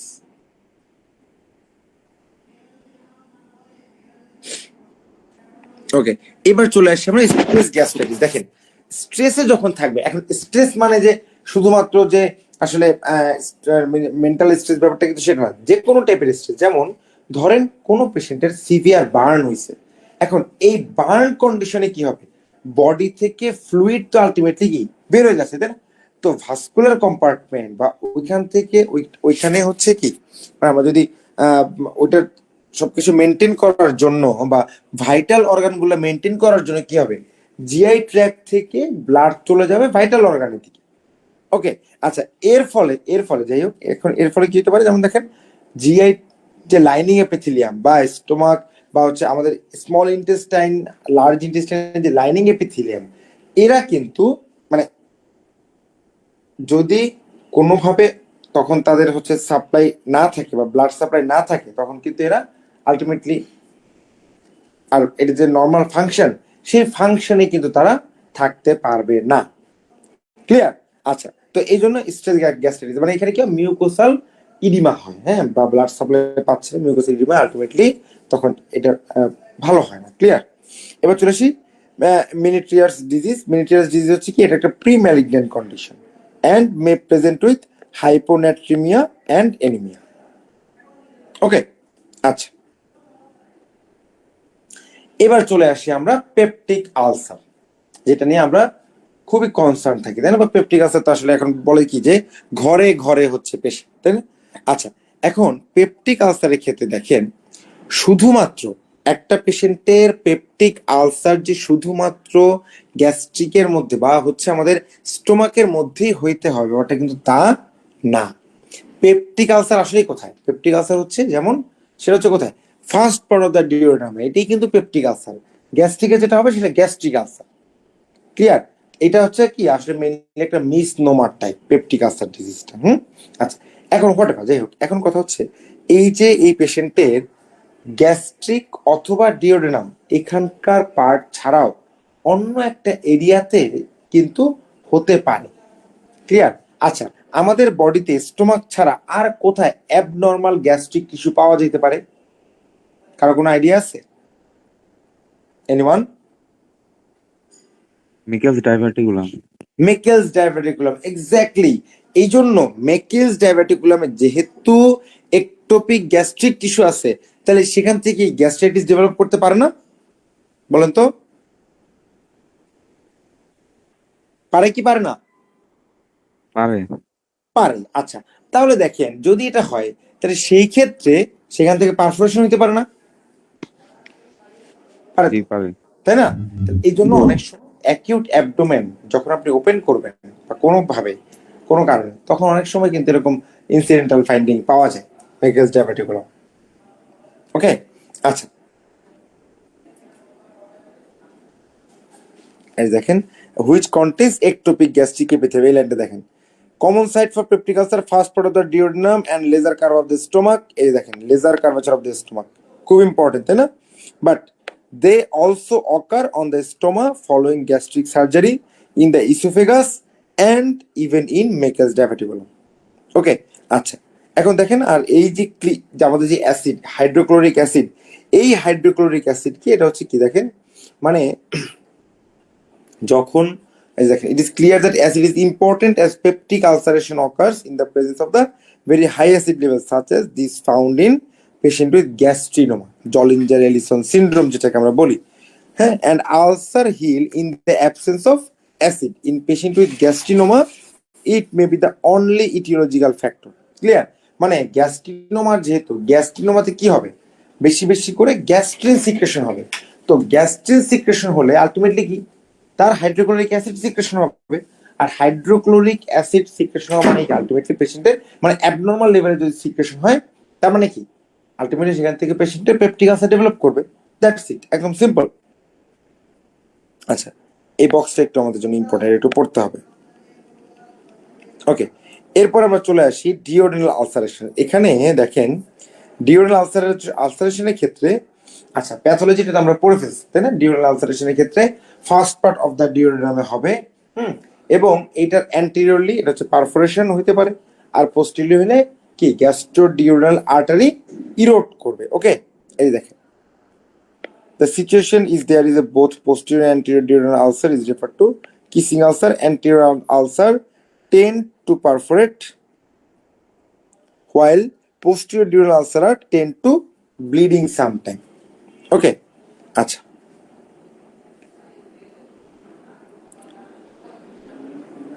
এবার চলে আসি আমরা গ্যাস্ট্রিক আলসার বা এগুলোর pathology, এগুলি আমাদের খুব একটা দরকার নেই। আচ্ছা, এখানে প্যাথোলজি যদি আমরা একটু দেখি, দেখেন এখানে বলছে যে gastric ulcer similar feature duodenal ulcer but tend to be larger. এখানে কি থাকবে, maybe hourglass deformity of the stomach and chronic gastric ulcer are common in the lesser curvature. এটা একটা ইনফিনিটি স্টার ইনফরমেশন। আর কোথায়, এই যে curvature at incisure angularis than on greater curve and even when high on the laser curve. ওকে, আচ্ছা, এবার malignancy in gastric ulcer, এটা তো আমরা কার্সিনোমা স্টোমাক যখন আমরা পড়বো সেখানে তো আমরা এগুলো ডিটেল ডিসকাশন করবো। ওকে, আচ্ছা, এবার দেখেন এবার হচ্ছে clinical features of peptic ulcer. আচ্ছা, তার আগে জাস্ট একটু জিজ্ঞেস করতে চাই, এতক্ষণ আমরা যা ডিসকাশন করলাম এটা নিয়ে কারো কোনো কোশ্চেন আছে কিনা? এনিওয়ান?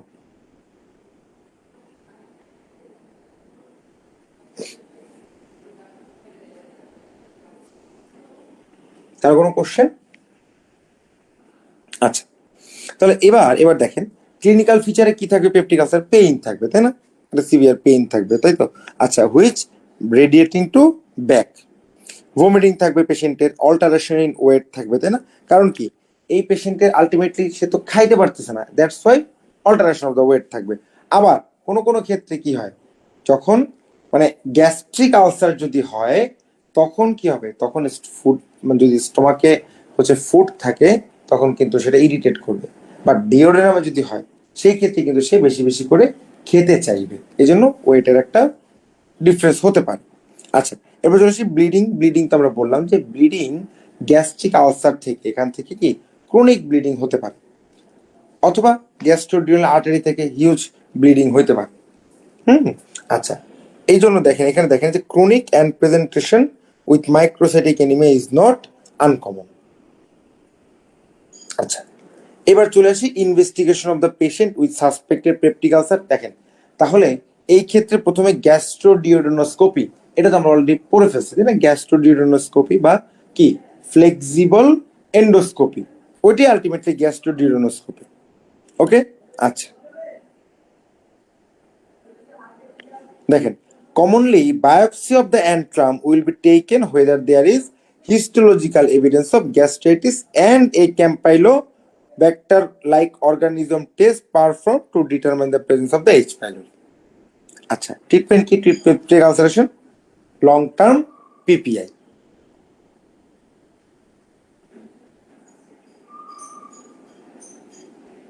আচ্ছা, এরপরে একটা জিনিস একটু আপনাদেরকে একটু দেখাই জাস্ট, হ্যাঁ, যে আমরা কি কি সার্জারি করতে পারি। এটা কিন্তু আমাদের পার্ট ওয়ান যদি আমরা বলি সেই ক্ষেত্রে কিন্তু এটা আমাদের দরকার নাই যে কি সার্জারি করে কি করে না করে সেটা না, তবে কিছু কিছু জিনিস আমাদের লাগবে। যেমন আমরা যখন অপারেশনের স্টেপটা পড়বো, বা এই ধরেন যে ভেগোটমি, অথবা যদি বলি যে গ্যাস্ট্রোজেজুনোস্টোমি, বিলরথ 1, বিলরথ 2, এই জিনিসগুলো একটু ডিসকাশন করি আপনাদের সাথে, দেখেন আশা করি ভালো লাগবে। আচ্ছা, তো এখন দেখেন অপারেশন ফর ডিওডেনাল আলসারেশন। তো ডিওডেনাল আলসারেশনের ক্ষেত্রে এখানে দেখেন কি হবে, এটা কমনলি এটা হচ্ছে কি excluding acid from the duodenum, এটা করতে হবে ফার্স্টে। আচ্ছা দেখেন এরপরে আমরা কি কি করতে পারি, গ্যাস্ট্রোজেজুনোস্টোমি, মানে স্টোমাকটার সাথে আমরা কি জেজুনামের লুপটা লাগাই দিতে পারি, এটা হচ্ছে গ্যাস্ট্রোজেজুনোস্টোমি। এটা হচ্ছে কি ভ্যাগোটমি বেসড প্রসিডিউর। তো ভ্যাগোটমি বেসড প্রসিডিউর এটা আমি পরে আসতেছি, তার আগে দেখেন এখানে দুইটা ছবি আছে, একটা হচ্ছে বিলরথ 1, একটা হচ্ছে বিলরথ 2। ওকে, আচ্ছা, তো দেখেন বিলরথ 1 গ্যাস্ট্রেক্টমিতে আমরা কি করি, ডিস্টাল পার্ট অফ দ্য স্টোমাকটাকে আমরা আলটিমেটলি রিসেকশন করি, করে এতটুকু আমরা হচ্ছে সুচারিং করে দিই, বাকি যেতটুকু আছে সেটাকে আমরা আবার ফার্স্ট পার্ট অফ দ্য ডিওডেনামের সাথে অ্যানাস্টোমোসিস করে দিই। ওকে, এটা হচ্ছে বিলরথ 1। বাট এটা হচ্ছে বিলরথ 2। বিলরথ 2তে আমরা যেটা করি, আমরা লোয়ার ইন্ডে গ্যাস্ট্রেক্টমিতে করি, করার পরে সেখানে আমরা জেজুনাম একটা লুপ নিয়ে লাগাই দেই, এবং ডিওডেনাল স্টাম্পটা এটা ওপেন থাকে, মানে ডিটাচ থাকে। ওকে,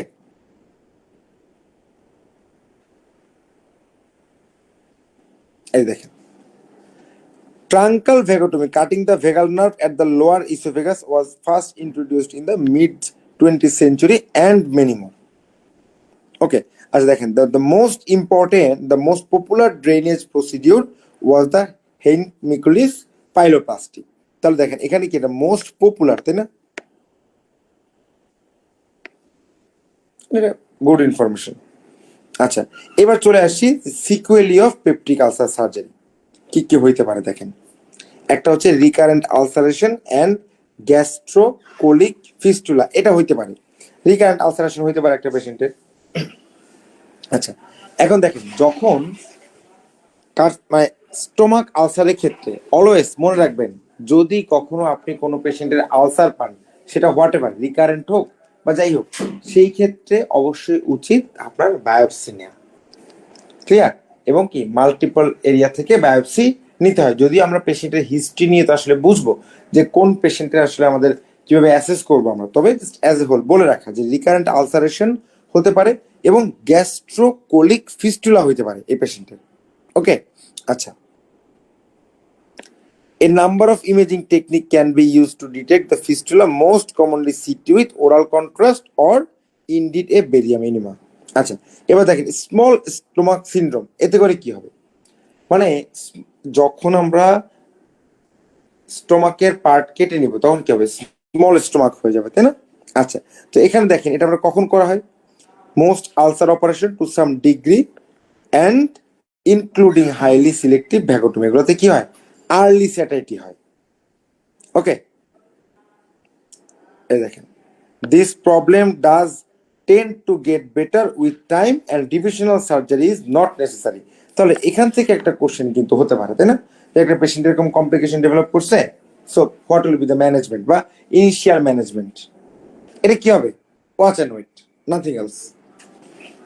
আচ্ছা, এরপর আমরা চলে আসি বাইল ভমিটিং। তো এখানে কি হয়, অনেক সময় আমরা যেহেতু ভ্যাগোটমি করি, তো ভ্যাগোটমি করলে তো এটার যে সাপ্লাইটা আছে, এটা বাইল ডাক্তার এখানে যে সাপ্লাইটা আছে, হয়তোবা এটা যদি হচ্ছে কোনোভাবে ডিস্টার্ব করে তখন কিন্তু এখানে একটা প্রবলেম হবে। সেক্ষেত্রে কি, সেই ক্ষেত্রে এই যে ডিওডেনামের সেকেন্ড পার্ট থেকে যে পোর্শনটা আসবে, এটা কিন্তু তখন আসলে আলটিমেটলি এই জন্য বাইল ভমিটিং হবে।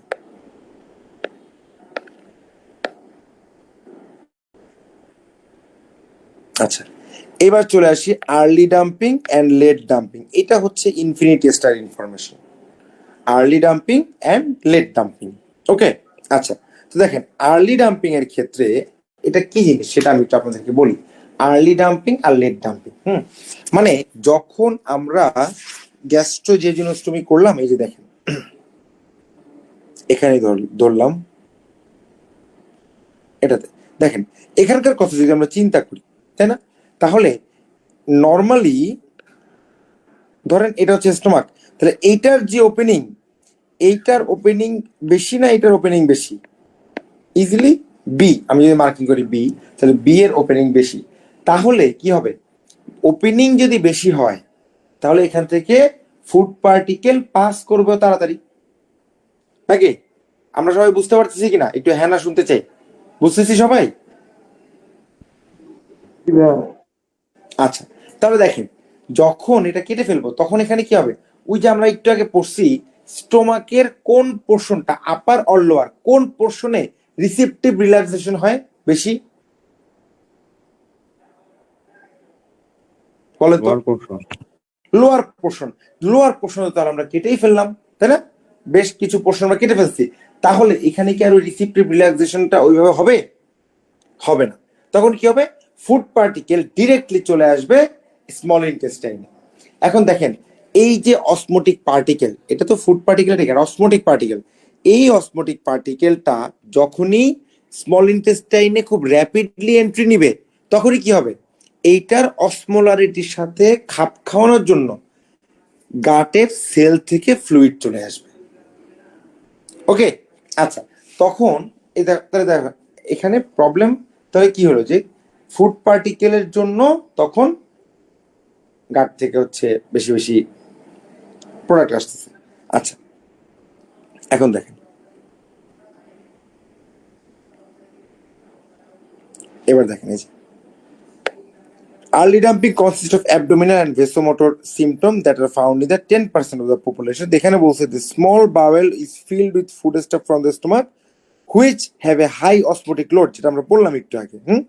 আচ্ছা, এবং এর ফলে কি হবে দেখেন, এর ফলে আলটিমেটলি কি ফ্লুইড সিকুয়েস্ট্রেশন হয়, মানে সে ইন্টেস্টাইন থেকে আলটিমেটলি লুমেনের দিকে ফ্লুইড নিয়ে আসবে। ওকে, আচ্ছা দেখেন প্রিন্সিপাল ট্রিটমেন্ট কি? ডায়েটারি ম্যানিপুলেশন, মানে তাকে, আচ্ছা যেই পেশেন্টের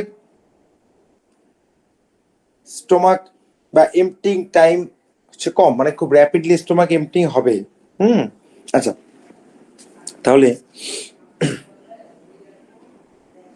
সেই ক্ষেত্রে আমরা কি টাইপের ফুড প্রিফার করবো বলেন তো? Carbohydrate, fat or protein? Anyone না দেখে যদি সম্ভব হয় কোনটা আমরা বেশি দিব? কার্বোহাইড্রেট দিব বেশি নাকি হচ্ছে কার্বোহাইড্রেট? বলেন কার্বোহাইড্রেট দিব নাকি দিব না? দিব ভাই। কেন কেন কেন কার্বোহাইড্রেট দিব আমরা? তার তো স্টোমাকে খাবার থাকতেছে না বেশি, কেন দিব? অ্যাবজর্পশন টাইমটা হচ্ছে তো আচ্ছা, আমি একটু বলি ভাইয়া, এটা হচ্ছে যে দেখেন, মানে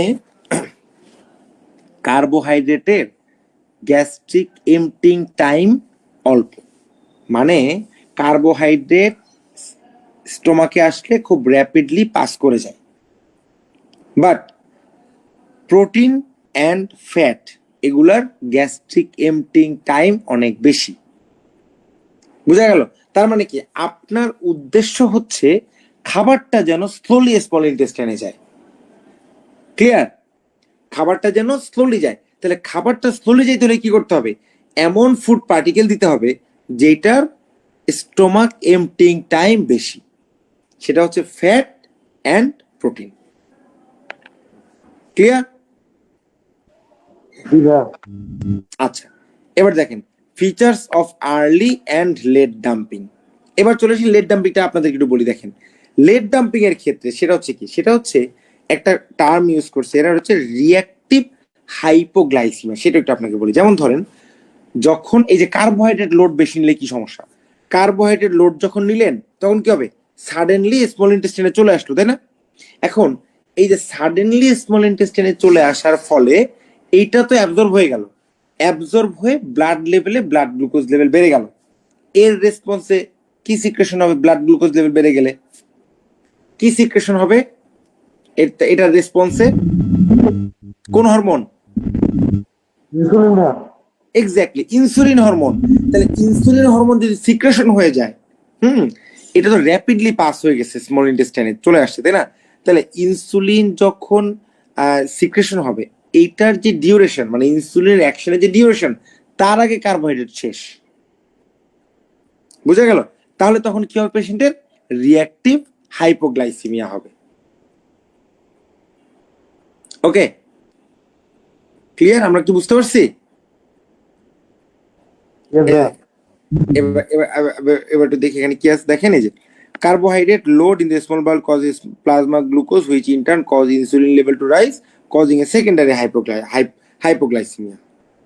ওকে, আচ্ছা, octreotide is very effective during this problem. আচ্ছা, এবার হচ্ছে পোস্ট ভেগোটমি ডায়রিয়া। অনেক পেশেন্টের পোস্ট ভেগোটমি ডায়রিয়া হয়। ম্যালিগন্যান্ট ট্রান্সফরমেশন, নিউট্রিশনাল কনসিকুয়েন্সেস, এই জিনিসটা একটু আমাদের লাগবে। দেখেন এখানে কি হয়, নিউট্রিশনাল কনসিকুয়েন্সের ক্ষেত্রে এটা হচ্ছে ভিটামিন বি 12 ডেফিসিয়েন্সি, তাই না? Vitamin B 12 deficiency occur after total gastrectomy, however it may be years before megaloblastic anaemia is clinically apparent. Okay, আচ্ছা, গলস্টোন কেন হয়? গলস্টোন কারণ যখন আমরা ভ্যাগোটমি করি তখন বিলিয়ারি ট্রিটা ডিনার্ভেটেড থাকে, এই জন্য কোলিস্টেসিস হয় অ্যান্ড গলস্টোন ফর্মেশন হয়। এবার চলে আসি আমরা কমপ্লিকেশন অফ পেপটিক আলসারেশন। ওকে, দেখেন তাহলে পেপটিক আলসারের কমপ্লিকেশন এটা যদি আমরা বলতে যাই, সেক্ষেত্রে এটা হচ্ছে perforated peptic ulcer. Clinical feature আমরা জানি একদম, দেখেন যেটা কি, যে Hamilton Bailey watching abdominal movement of respiration. Clinical feature কি? বোর্ড লাইক রিজিডিটি হবে, অ্যাবডোমেন হবে board like rigidity, and patient is decline for movement of pain. Okay, আচ্ছা, ইনভেস্টিগেশন কি করব? ইরিয়াক চেস্ট রেডিওগ্রাফ, এটা কিন্তু মাথায় রাখতে হবে, ইনফিনিটি টেস্টের ইনফরমেশন।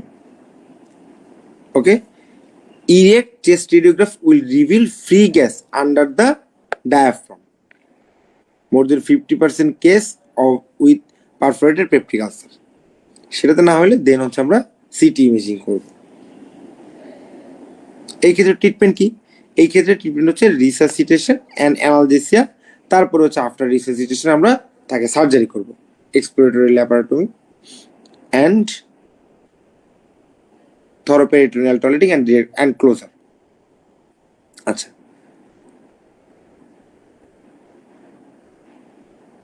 ওকে, তো এটাই ছিল মোটামুটি আমাদের, এতটুকু পর্যন্ত আমরা আজকে ডিসকাশন করলাম। এরপর থেকে আগামী ক্লাস থেকে আমরা হেমাটেমেসিস, ম্যালেনা অ্যান্ড অনওয়ার্ডস থেকে ব্যারিয়াট্রিক সার্জারি, প্রতিটা জিনিস আমরা ডিসকাশন করব। ওকে, আচ্ছা, তাহলে এবার একটু বলেন তো কেমন লাগলো আজকের ক্লাস আমাদের? আমরা বুঝতে পারছি? জি ভাইয়া বুঝতে পারছি। আচ্ছা, এগুলো তো আসলে ইজি, আমরা তো এই জিনিসগুলো খুব কমনলি পড়ছি, তাই না? এই জন্য এই জিনিসগুলো আরো বেশি ইজি লাগতেছে। তবে এখান থেকে নেক্সট ক্লাসে আমি যেটা করব, নেক্সট ক্লাসে কিছু মানে 2-3টা এসবিএ মানে আমরা একটু প্র্যাকটিস করবো, 2-3টা কোশ্চেন আমরা প্র্যাকটিস করবো। ওকে, তাতে করে কি হবে, আপনাদের একটু ব্রেন স্টর্মিং হবে। এই জন্য চেষ্টা করবেন একটু প্লিজ আজকের মধ্যে পড়াগুলো পড়ে ফেলতে, আজকালকের মধ্যে। ওকে, আর কারো কোনো কোশ্চেন, এনিওয়ান? ভাইয়া হাইলাইটেড যে হচ্ছে পাঠগুলো এটা কি দ্রুত দিয়ে দেওয়া হবে? সরি ভাইয়া, বুঝতে পারিনি। হাইলাইটেড যে কোশ্চেন আছে যেগুলো ওগুলো কি দ্রুত হাইলাইটেড দিয়ে দেওয়া হবে? পিডিএফ গুলো যে আমি এখনই দিয়ে দিব, একটু পরেই আপনারা পেয়ে যাবেন। ওকে, Thank you. আচ্ছা, ওয়েলকাম ভাইয়া। তো তো সবাই ভালো থাকবেন, সবাইকে অসংখ্য ধন্যবাদ। চেষ্টা করুন আপনাদের ফ্রেন্ড যারা আছে, যারা বেরি ল্যাবে এনরোল করতে চায়, আমাদের ব্যাচে এখন এনরোল করার সুযোগ আছে, এবং আমরা তো চেষ্টা করবো আপনাদেরকে বেস্ট কোয়ালিটির একটা কোর্স প্রোভাইড করার জন্য। ওকে, সবাই ভালো থাকবেন, সবাইকে অসংখ্য ধন্যবাদ, শুভরাত্রি।